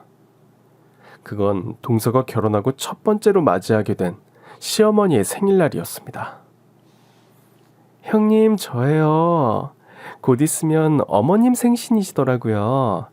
그래서 여쭤봤더니 매번 외식하셨다고 해서요. 형님, 어떻게 며느리가 둘이나 있는데 외식으로 때워요? 그건 너무 성의가 없는 것 같아서요. 그래서요, 이번에는 저 결혼하고 처음인 생신이시고 하니까 제가 직접 차려드릴까 해서요. 그래서 부탁이 있어서 전화드렸어요. 제가 음식은 다 할 건데요. 장까지 볼 시간은 없을 것 같아서요. 장은 형님이 좀 봐주시면 안 될까요? 제사 문제는 정말 동서가 우리나라 제사 문화가 싫어서 그런 건가 보다. 그래도 결혼하고 첫 생신이라고 챙기겠다고 하는 것을 보니 나쁜 사람은 아니었구나 하는 생각이 들기에 저도 기꺼이 협조하겠다고 했습니다. 탕수육, 깐풍기, 오향장육, 양장피, 난자완스, 짬뽕, 볶음밥. 동서는 이렇게 중국 요리 이름을 잔뜩 보내더니 자기가 중국 요리에 자신이 있다면서 그 재료는 저보고 알아서 장을 봐와달라고 하더군요. 저 정도 메뉴면 그냥 시켜 먹는 게 편할 것 같은데 라는 말이 목구멍으로 튀어나오려고 했지만 참자 하는 마음으로 답을 보냈습니다. 동서, 그럼 구체적으로 어떤 재료를 사면 될까? 내가 먹어는 봤는데 어떤 재료가 들어가야 하는지는 정확히 몰라서 메뉴 리스트 말고 재료 리스트를 알려주면 장을 봐놓을게. 그러나 제 연락은 씹혔고 어머님 생신 당일까지 동서는 제 연락을 받지 않았습니다. 많이 바쁜가? 어떻게 해야 하지? 저는 어쩔 수 없이 인터넷을 뒤져서 저 음식들을 하는데 필요한 재료들을 하나하나 찾아서 장을 봐서는 연차까지 내고 시댁으로 향했습니다. 그러나 시어머니 생신 당일에도 동서는 연락이 되지 않았습니다. 저렇게 많은 요리를 하려면 그래도 점심때쯤엔 와서 시작을 해야 할 것 같은데 정오가 지나도 동서는 오지 않았고 저는 할 수 없이 재료를 손질하기 시작했습니다. 나중에 동서가 요리를 할 때 재료 손질할 시간이라도 줄여줄 요량이었죠. 그런데 2시가 지나고 3시가 지나고 4시가 지나도 동서는 오지도 연락을 받지도 않았습니다. 얘야, 아무래도 네 동서가 급한 환자라도 생겼나 보구나. 어쩌겠냐, 이렇게 시간을 보낼 수도 없고. 그렇다고 이 재료 다 버릴 수도 없으니 네가 좀 해봐라. 네 시어머니 생일날 굶길 생각이냐? 시아버지는 상황이 이렇게 됐으니 우선 저에게 음식을 만들라고 하더라고요. 한 번도 해본 적이 없는 요리들을 갑자기 생각지도 못한 상황에서 만들게 되다 보니 당황도 됐고 짜증도 났고 그렇다 보니 음식이 제대로 만들어질 리가 없었습니다. 저녁 시간이 되고 음식은 차려졌지만 상차림은 말 그대로 엉망이었습니다. 시부모님의 표정은 엉망이었고 저희 남편도 안절부절 못하고 있는데 드디어 동서가 도착했습니다. 뒤로는 중국집 배달원을 대동하고 말이죠. 어머님, 아버님, 늦어서 너무너무 죄송해요. 정말 요 며칠 난리도 아니었어요. 급한 환자들은 계속 몰려오지. 선생님들은 저만 찾지. 저 정말 일주일 동안 10시간도 못 잔 것 같아요. 지금도 진짜 못 올 거였는데 오늘은 우리 소중한 시어머님 생신이다. 오늘도 못 가게 하면 병원 그만둔다고 협박했더니 가보라고 해서 겨우 나왔어요. 늦어서 죄송해요. 이건 약속했던 메뉴들이에요. 제가 직접 해드리고 싶었는데 너무너무 속상한 거 있죠. 그래도 제가 맛있는 가게에서 주문했으니까 이번에는 이걸로 용서해 주실 거죠? 그런데 상위에는 이 쓰레기들은 뭐예요? 와, 사람이 기가 막히면 아무 말도 못한다는 게 맞더라고요. 뭐 이런 개 같은 상황이 있지? 했습니다. 어머, 형님, 세상에 이걸 그래서 직접 다 하신 거예요? 세상에 센스도 없으셔라. 저랑 연락이 안 되면 그냥 제가 알아서 하겠거니 하지. 이걸 왜 직접 사와서 쓰레기를 만드세요? 요즘같이 음식물 쓰레기 버리는 것도 다 돈인 세상이에요. 아, 재료 아까워라. 그래도 참 다행이죠? 제가 이렇게 음식을 준비해 와서요.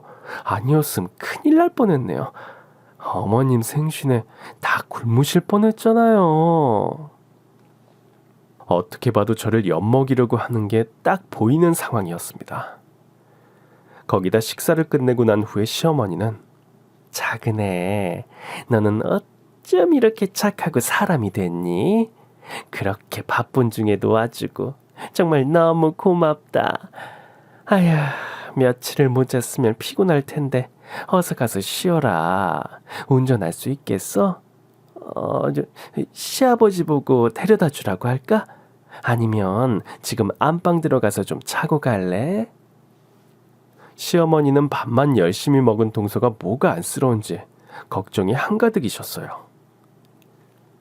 힘들긴 한데 그래도 어머님 생신인데 어떻게 그래요?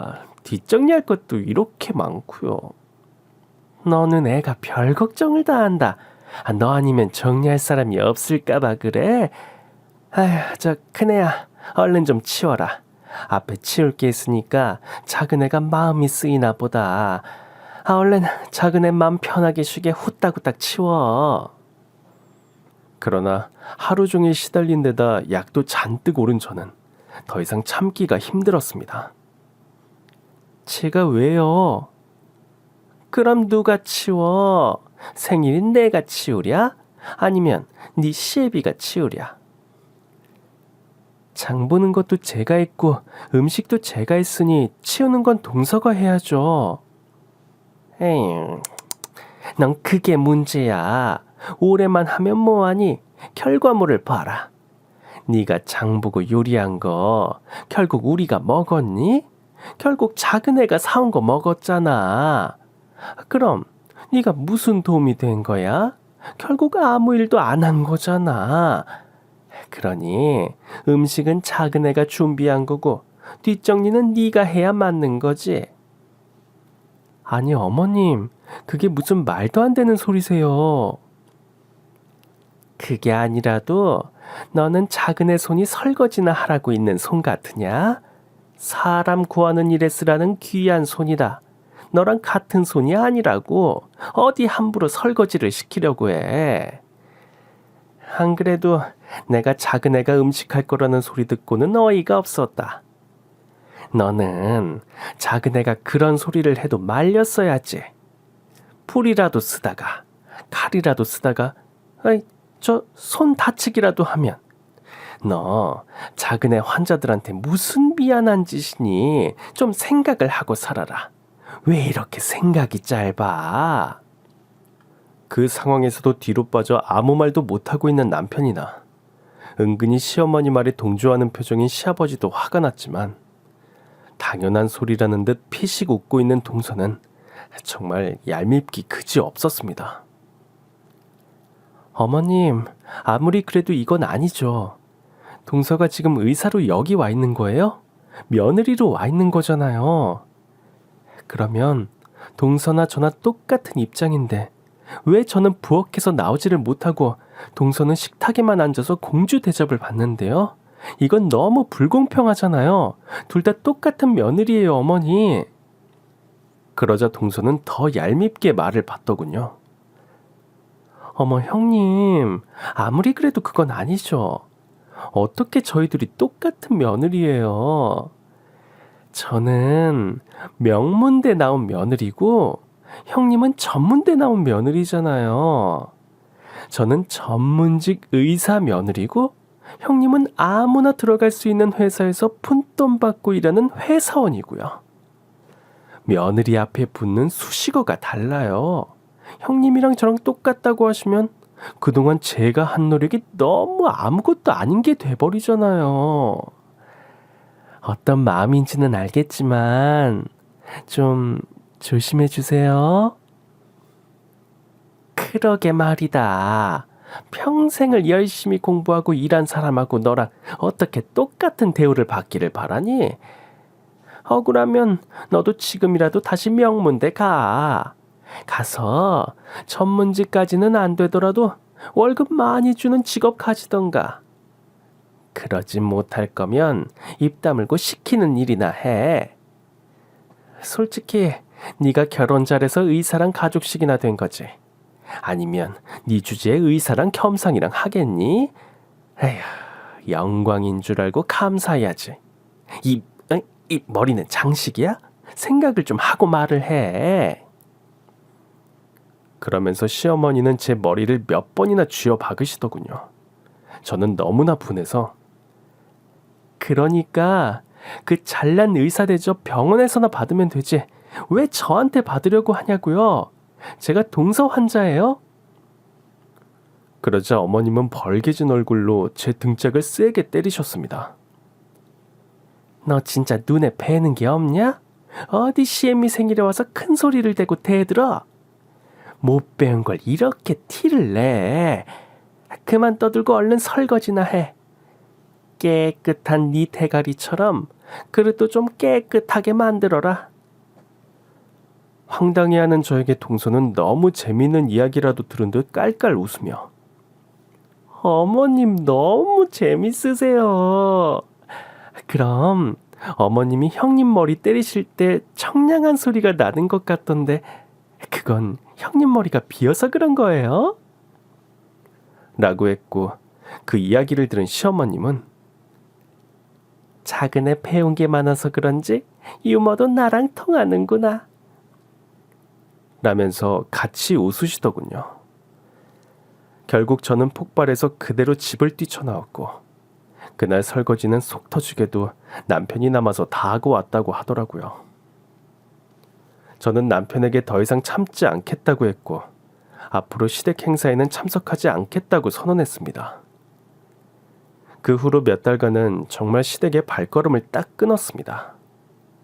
남편은 제 눈치를 보면서 혼자서 시댁에 다녔고 시동생이 왔다는 소식에도 저는 시댁에 가지 않았습니다. 시동생이 다시 배를 타러 떠났다는 이야기를 들은 3주 후 다시 시댁에 갈 수밖에 없는 일이 생겼습니다. 동서가 임신을 한 것이었습니다. 아무리 얄미운 동서였지만 옆에서 챙겨줄 남편도 없는 상황에서 혼자 임신을 했는데 계속해서 모른 척 할 수는 없었습니다. 저는 신랑에게 다시 시댁에 왕래하고 동서를 챙기는 대신 앞으로는 시어머니에게 할 말은 하겠다고 선언했습니다. 시댁과 제 사이에서 눈치만 보던 신랑은 그저 좋다고 고개를 끄덕이더라고요. 몇 달 만에 만난 시어머니는 아주 잠깐 말을 조심하시는 듯 했습니다. 그러나 혼잣말처럼 결혼도 늦게 한 나이도 어린 동서는 벌써 애를 가졌는데 나이도 많고 결혼도 먼저 했으면서 애는 못 가지면서 그저 윗사람 대접이나 받으려 하고 에휴, 마음에 드는 구석이 하나도 없네. 중얼거리는 시어머니를 보며 다시 가슴이 탁 막히는 듯 했습니다. 그러게요. 결혼도 먼저 하고 나이도 많은 저는 왜 애가 안 생길까요? 남편한테 문제가 있는 걸까요? 아니면 제가 시댁 스트레스가 많아서 그런 걸까요? 이제는 참지 않기로 한 저는 그대로 쏘아붙였습니다. 어디 의사인 동서가 좀 알려주지 그래? 스트레스가 임신에 그렇게 안 좋다며? 나도 남편도 몸에 이상은 없다는데 그럼 애가 안 생기는 게 스트레스 때문이려나? 응? 어떻게 생각해? 시어머니는 따박따박 말대답하는 제가 못마땅한 듯 보였지만 인상만 쓰고 고개를 돌려버리시더군요. 그렇게 또 시간이 흘러 동서가 임신한 지 16주가 되고 잔뜩 흥분한 시어머니의 전화가 걸려왔습니다. 아이고 아들이란다 아들. 아니 작은 애는 이쁘다 하니까 어쩜 이렇게 이쁜지만 골라서 하니? 남편이라고 옆에 며칠이나 있었다고 뚝딱 아기를 만들더니 그것도 아들이라니. 내가 큰 며느리 복은 없더니 작은 며느리 복으로 몰빵하려고 했나 보다. 신나서 떠는 시어머니를 보며 정말 징글징글하다 싶더라고요. 그게 시작이었습니다. 아침이고 밤이고 새벽이고 낮이고 구분 없이 제 전화가 울리기 시작했습니다. 큰애야, 작은애가 수박이 먹고 싶단다. 남편 없이 무거운 몸으로 혼자 있는 것도 안쓰러운데 먹고 싶은 것도 못 먹으면 얼마나 서럽겠니? 얼른 사다 줘라. 아니 어머니, 지금 계절에 무슨 수박이에요. 수박은 될 걸 말씀하셔야죠. 너는 애를 못 가져봐서 몰라도 그렇지. 임신했을 때 먹고 싶은 거 못 먹는 게 얼마나 서러운지 아니?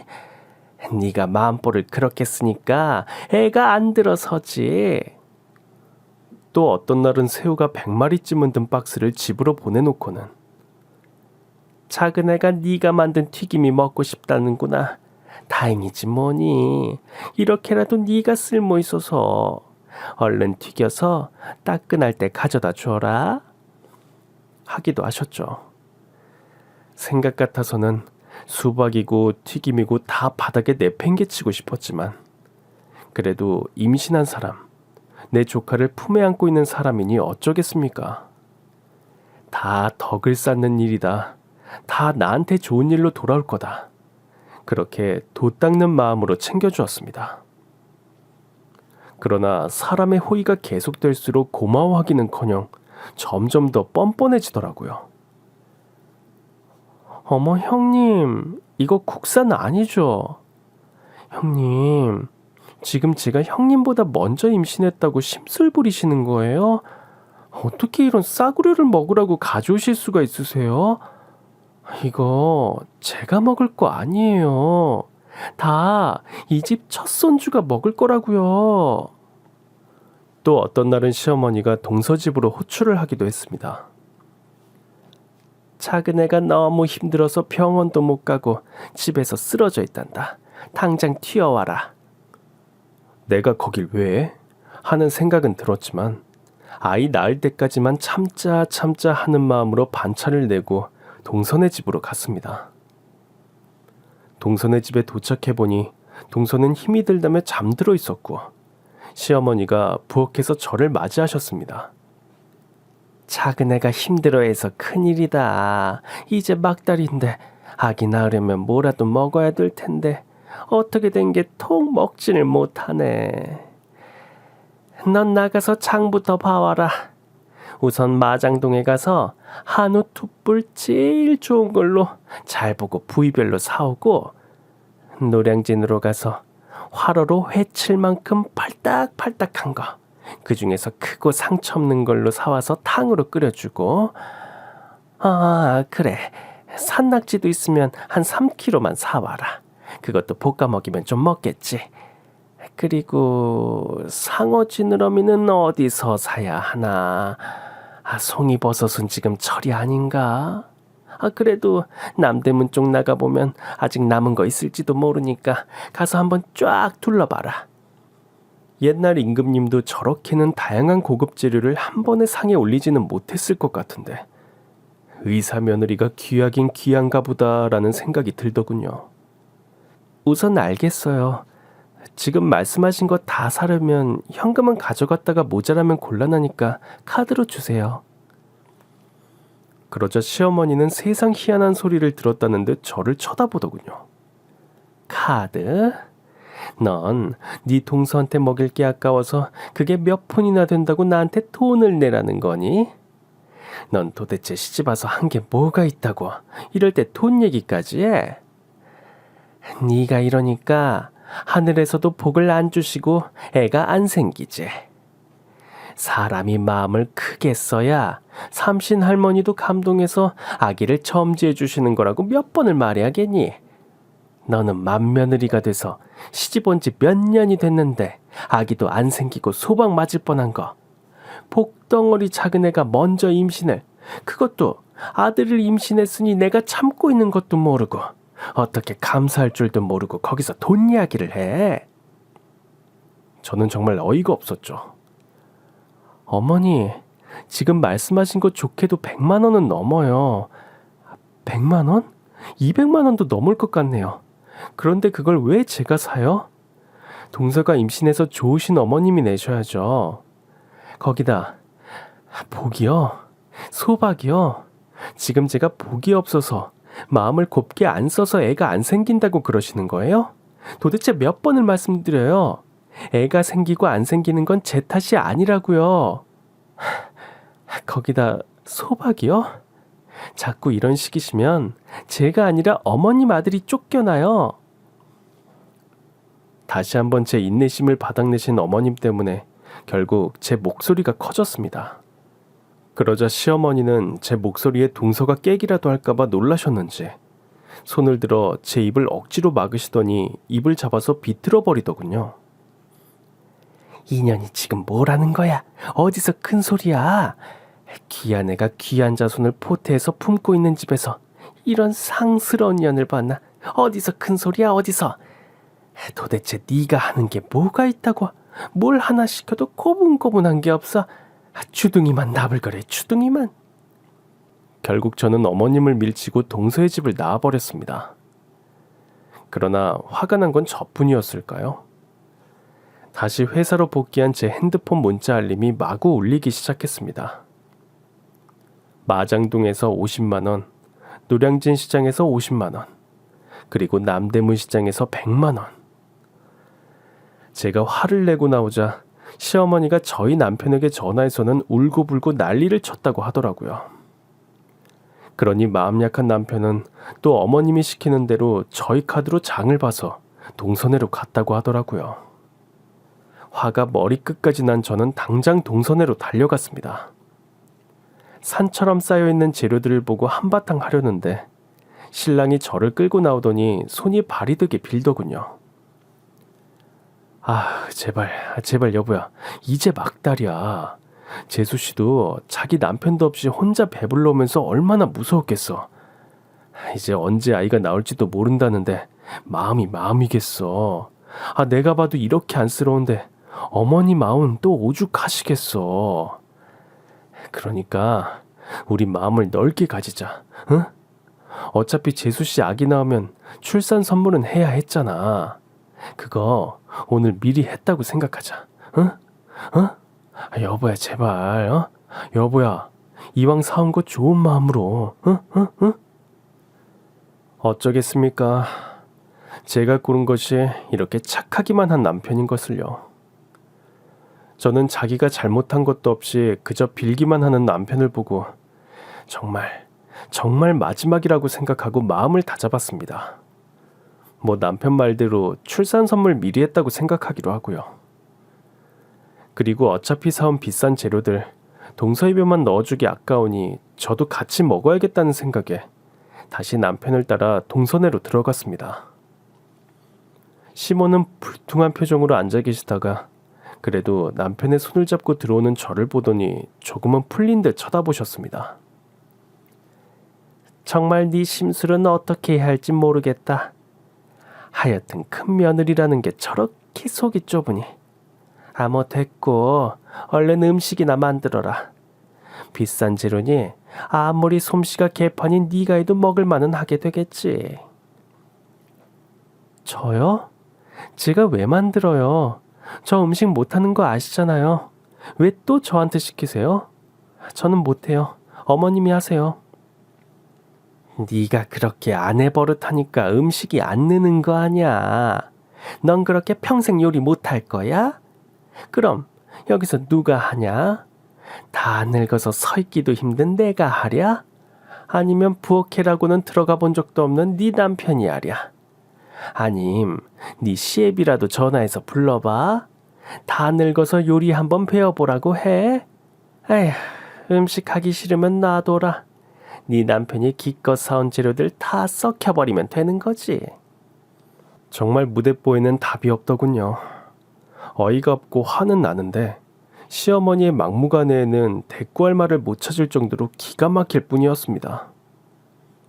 더욱이 정말 그 재료를 쏟아버리려고 하는 시어머니를 보고 돈이 아까워진 저는 할 수 없이 부엌에 섰습니다. 그리고 미운 동서나 시어머니가 아니라 속 터지지만 착한 신랑과 제 몸보신이나 하자는 마음으로 그래도 정성 들여 음식을 준비했습니다. 아이만 낳고 보자. 출산만 해봐라. 다시 한번 이를 박박 깔면서 말이죠. 제가 먹을 거라고 생각해서 그런지 재료가 좋아서 그런지 꽤 맛있게 차려진 음식들을 보니 그래도 기분이 좀 풀리려고 하는데 그제서야 잠이 깬 동서가 방에서 나오더군요. 그리고는 숟가락을 한 개 들고 차려진 음식을 한 숟갈씩 먹어보더니 갑자기 헛구역질을 하고는 화장실로 뛰어갔습니다. 왜 그러지? 무슨 일이지? 놀란 저는 혹시나 하는 마음에서 다시 한번 음식들을 먹어봤지만 아무 이상이 없었습니다. 형님, 정말 매번 너무하시네요. 제가 먼저 임신한 게 그렇게 속이 상하세요? 그래도 음식에 이러시면 안 되시죠. 이게 다 형님 조카가 뱃속에서 먹는 음식인데요. 저런 음식 먹고 탈이라도 나면 어떻게 하라고 자꾸 이러세요. 저는 벙 쪄서 쳐다보는데 시어머니의 손바닥이 제 등짝으로 날아오더군요. 인연이 결국 사고를 치는구나. 사고를 쳐. 내 귀한 며느리, 내 귀한 손자가 먹을 음식에 뭔 짓을 한 거냐. 아이고, 이 썩을 년이, 이 나쁜 년이 뭔 짓을 한 거야. 그런데 남편이 계속해서 제 등짝을 때리는 시어머니를 억지로 떼어내는 순간 저는 동서의 얼굴을 봐버렸습니다. 고소하다는 듯, 재밌다는 듯, 즐겁다는 듯 아주 사악한 표정으로 웃고 있는 동서의 얼굴을요. 뭐야? 동서, 지금 이게 재밌어? 지금 웃어? 동서 미쳤어? 제가 화가 나서 동서에게 따지려고 하는 순간 남편에게 잡혀있던 시어머니는 무슨 힘이 솟았는지 남편을 한 번에 뿌리치고는 저에게 달려와서 제 따귀를 때렸습니다. 이 천하의 벼락 맞으려니 어디서 눈을 풀하려? 시어머니가 가끔 제 등짝을 때리거나 머리를 쥐어박는 경우는 있었지만 따귀는 처음이었습니다. 물론 등짝을 때리거나 머리를 쥐어박힐 때도 기분이 나쁘고 화가 났었지만 그래도 시골뿐이니 옛날뿐이니 어느 정도 무식하게 구는 거겠지 하면서 억지로 참을 수 있었는데 따귀는 정말 아니었습니다. 그런 제 표정을 눈치챘는지 남편은 시어머니 대신 저를 잡고 밖으로 나왔습니다. 자기 엄마가 정말 잘못했다고. 그런데 그렇다고 여기서 이러다가 동서가 놀라서 애라도 조산하면 그 원망은 어떻게 들을 거냐면서 제발 이번 한 번만 더 참아달라며 눈물로 애원하는 남편을 보며 정말 떨어지지 않는 발길을 돌려야 했습니다. 정말 나에게 이런 인내심이 있었구나. 나에게 이런 참을성이 있었구나. 스스로에게 감탄하면서 말이죠. 그런데 얼마 후 정말 상상도 못할 일이 일어났습니다. 시어머님이 그날 일을 사과하시겠다면서 저희 집에 오겠다고 연락이 왔습니다. 시어머니의 사과라. 결혼하고 난생 처음 있는 일이다 보니 저도 조금은 마음이 풀어지더군요. 그래서 저도 조금은 풀린 기분으로 시어머니를 기다렸습니다. 어쨌거나 어른이 반성한다고 하는데 저도 조금은 마음을 열어야 하겠다고 다짐하면서요. 그날은 나도 좀 흥분했다. 아무리 네가 잘못했고 내가 화가 났다고 해도 따기까지는 아니었는데 내가 좀 심했다. 끝까지 제가 잘못했다고 하는 시어머니셨고 미안하다는 소리는 하지 않았지만 그래도 그 비슷한 소리 자체가 처음이니 그냥 넘어가기로 했죠. 그런데 연이어 나오는 소리가 가관이었습니다. 그래서 너는 일은 언제 그만두니? 제가 일을 그만두다니요? 이건 또 무슨 소린가 했습니다. 그러나 오히려 어머님 눈이 커져서 그러시는 겁니다. 일을 안 그만둬? 그럼 네 동서 산후조리는 누가 해주니? 우리 손자는 누가 키우고? 너는 설마 명문대 나오고 의사인 작은 애가 일 그만두고 들어앉아서 애 키울 거라는 황당한 생각을 한 건 아니지? 내가 이러니 네 머리 비었다고 하는 거 아니냐? 당장 길바닥에 나가서 지나가는 사람 아무나 붙잡고 물어봐라. 명문대 나온 의사가 일을 그만두고 애를 봐야 하는지, 전문대 나와서 아무나 할 수 있는 일 하는 네가 그만두고 애를 봐야 하는지. 애는 엄마가 키우는 거죠.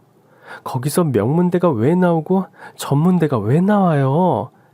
엄마가 명문대 나왔다고 큰엄마가 아기 키워준다는 이야기 전 듣도 보도 못했네요.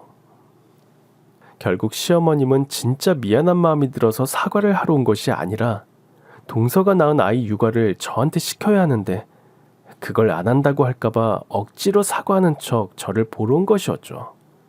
이번에는 남편도 잔뜩 화가 나서 제가 다시는 시어머님이나 동서나 안 보겠다고 하는 것을 수긍했습니다.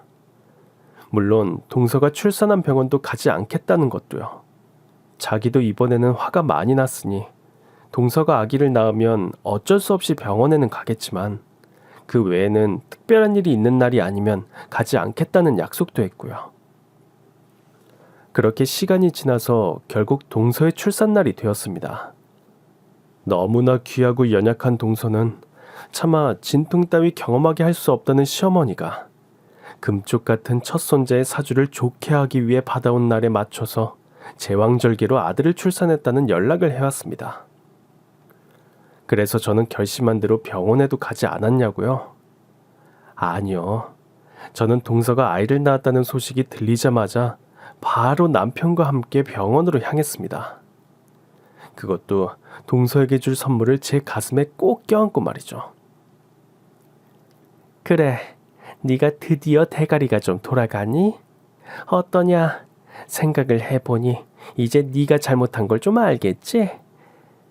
아이고, 봐라. 이렇게 이쁜 우리 손자. 내 아들 똑 닮은 이 오똑한 코에 부리부리한 눈. 어쩜 이렇게 우리 둘째 낳았을 때랑 똑같이 붕어빵이다, 붕어빵. 아이고, 큰애 너는 복도 많다. 팔자가 세서 수태도 안 되는 것이. 그래도 운이 좋아서 작은애 덕분에 애는 키워볼 수 있게 됐으니 말이다. 평생 작은애에게 감사한 마음으로 떠받들고 살아라. 알겠니? 시어머니는 뭐가 그렇게 좋은지 분위기 파악도 못하고 신이 나서 동서가 낳은 애를 물고 빨고 하면서 그저 시동생과 똑 닮아서 너무 잘생겼다. 크면 아빠 닮아 미남이 되겠다. 너는 머리는 엄마 닮고 얼굴은 아빠 닮아라 하면서 신이 나서 떠들고 있었죠. 그리고 드디어 제가 기다리던 사람이 나타났습니다. 바로 시동생이었습니다. 아이고 우리 아들 어떻게 이렇게 딱 맞춰서 배에서 내렸니? 봐라 네 아들이다. 세상에 어쩜 이렇게 널 꼭 닮았니? 이래서 붕어빵 하나보다. 아이고 아빠 왔다고 뻥긋뻥긋 웃는 거 봐라.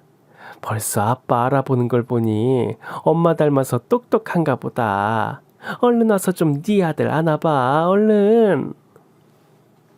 동서도 세상 연약한 척을 하며 배시시 웃으며 두 팔을 활짝 벌리고 시동생을 쳐다봤죠. 여보야, 난 너무너무 힘들었어. 자기도 없는데 먹을 것도 못 먹고 아무도 챙겨주는 사람도 없고 나 진짜 서럽고 힘들고 여보야가 너무너무 보고 싶었어. 그러나 시동생은 그저 굳은 표정으로 동서와 아기의 얼굴을 번갈아 볼 뿐이었죠. 그러더니 천천히 동서에게 다가와서 그 말을 하고 말았습니다. 얘 누구애야? 순간 병실안이 얼어붙는 줄 알았습니다. 뭐? 하면 너 지금 무슨 소리 하냐? 오랜만에 육지에 내리니까 그거 하니? 그거 땅멀미? 그래서 정신이 없어? 네 마누라가 낳은 애야. 누구 애긴 누구 애야? 네 애지? 작은 애야. 미안하다. 얘가 아직 시차 적응이 안 됐나? 왜 이러냐? 시어머니는 시동생의 폭탄 발언에 동서의 눈치를 보며 안절부절 못하며 시동생을 나무랐지만 시동생의 말은 계속되었죠. 다 알고 하는 말이니까 솔직하게 말해. 누구 애야? 놀라서 그대로 굳어있던 동서는 그래도 마지막 힘을 짜내는 듯 하더군요. 누구 애냐니? 당연히 당신 애지. 왜 이상한 소리를 하고 그래? 당신 왜 그래? 어머니, 이 사람 좀 말려주세요. 이상한 소리를 해요. 그러나 이미 시어머니도 뭔가 이상한 분위기를 눈치챈 다음이었습니다. 시동생은 정말 힘겨운 듯 다시 입을 열었습니다. 내가 무정자증이라는데 얘가 어떻게 내 애일 수가 있어? 시동생의 말에 동서는 물론이고 시어머니도 정신줄을 놓은 것 같았습니다. 얘가 자꾸 왜 이래? 무정자증이라니? 무정자증이라니? 그게 무슨 소리야? 네가 왜 무정자증이야? 그게 말이 돼? 무슨 말도 안 되는 소리를 하고 있어? 상황은 그랬습니다. 동서의 출산이 가까워오자 특별 휴가를 받은 시동생은 기항지에 내렸다가 평소 불편했던 일을 확인하러 병원에 방문했습니다. 그리고 그 병원에서 자신의 고안 한쪽에 문제가 있어 급히 수술을 해야 한다는 이야기와 함께 지금까지 제대로 된 정자 활동이 이루어지지 않는 이른바 무정자증이라는 진단까지 받게 된 것이었습니다. 거기서 끝이 아니었습니다. 이 사실을 알게 된 시동생이 남편과 저에게 도움을 청했습니다. 아무래도 동서가 가진 아이가 자신의 아이가 아닌 것 같은데 혹시 동서에게 다른 남자가 있는 것은 아닌지 알아봐 달라는 것이었습니다. 그런데 시동생의 부탁을 받고 동서에 대해서 알아보던 저는 전혀 엉뚱한 사실들까지 알게 되었습니다. 그동안 우리가 알고 있던 동서의 모든 것이 다 거짓말이라는 사실을요. 동서는 그렇게 입버릇처럼 말하던 명문대를 졸업하지 않았습니다. 명문대는커녕 대학교 자체를 가지 않은 이른바 고졸이었죠. 그러니 당연히 직업도 의사가 아니었습니다. 그렇다고 병원에 근무라도 하느냐? 그것도 아니었습니다. 동서는 평생 직업이란 것을 한 번도 가져본 적이 없는 모태백수였습니다. 우연히 시동생을 만나 한눈에 반했던 동서는 어떻게든 시동생과 결혼하고 싶은 마음에 입에서 나오는 대로 마구 떠들어댔고 그 거짓말이 점점 커져서 자신을 부잣집에서 자란 고명딸에 명문대를 졸업한 의사로 둔갑시켰던 것이었습니다. 모든 이야기를 들은 시어머님은 절대 그럴 리가 없다면서 믿을 수 없다고 잘못한 것이라고 현실을 부정하셨고 결국 저는 제가 꼭 끌어안고 있던 모든 자료를 시어머님께 보여드렸습니다. 그제야 모든 것이 다 들통났다는 것을 깨달은 동서는 시동생에게 빌기 시작했습니다. 여보, 미안해. 당신을 너무 사랑해서 그랬어. 그리고 아기, 나도 몰랐어. 난 당연히 당신 애인 줄 알았지. 딱 한 번 실수였어. 그런데 내가 어떻게 의심을 했겠어. 아니야, 정말 아니라고. 딱 한 번 실수? 진짜야? 난 동서하고 손님 사이에서 생긴 아기인가 했는데 따로 원나잇 했던 남자가 있나 봐. 맞다. 어머님, 동서가 그동안 어머님한테 드렸던 용돈이요. 그거 밤에 술집 나가서 아르바이트 한 걸로 드린 거예요. 술집이 정말 돈을 많이 주긴 하나 봐요. 의사만큼 벌고. 그 이야기까지 들은 시어머니는 그대로 쓰러지고 말았습니다. 두 아들들은 의사를 부르며 난리를 쳤고 곧 달려온 의사들과 함께 병실 밖으로 나가버렸습니다. 저도 이제 다시는 볼 일 없게 된 동서를 뒤로하고 병실을 나서려는데 동서가 울면서 매달리더군요. 형님, 저는 정말 그 일을 사랑해서 그랬어요. 그 일을 너무 사랑해서 그 일랑 결혼하고 싶어서 그래서 그랬던 거예요. 형님은 이해하시죠? 같은 여자잖아요. 제가 너무 부족하니까 그래서 거짓말을 해서라도 그 사람을 잡고 싶은 마음이었어요. 제발 어머니랑 그이한테 말 좀 잘해주세요. 네? 정말 어이가 없더군요. 그동안 저한테 한 행동이나 말은 하나도 기억이 나지 않는지, 어떻게 저한테 부탁이란 걸 할 생각을 하는지 말이에요. 괜히 헛고생하느라 힘 빼지 말고 이럴 시간에 애아빠나 찾아봐. 하룻밤 실수면 애아빠 연락처도 모르려나? 어쩌나? 그럼 천상 얘는 혼자 키워야 되겠네? 그리고 나한테 부탁, 어떻게 그런 걸 할 생각을 해? 아니면 동서는 머리가 텅텅 비어서 생각이란 걸 못하니?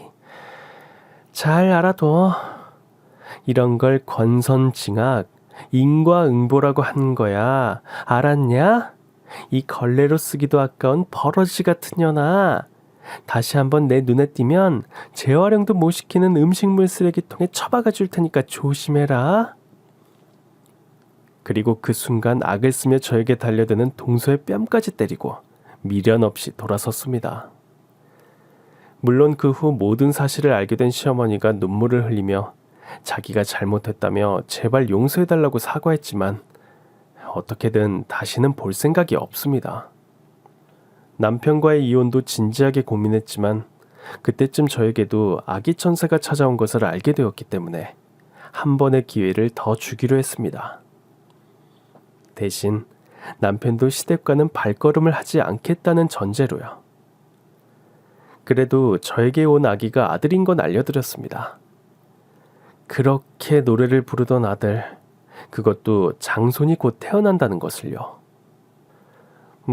시어머니는 결코 그 장손을 볼 수 없겠지만 말입니다. 그동안 시어머니 때문에 너무나 힘들었고 속상한 일이 많았으니 이것이 거기에 딱 맞는 복수가 되길 바라는 마음뿐입니다.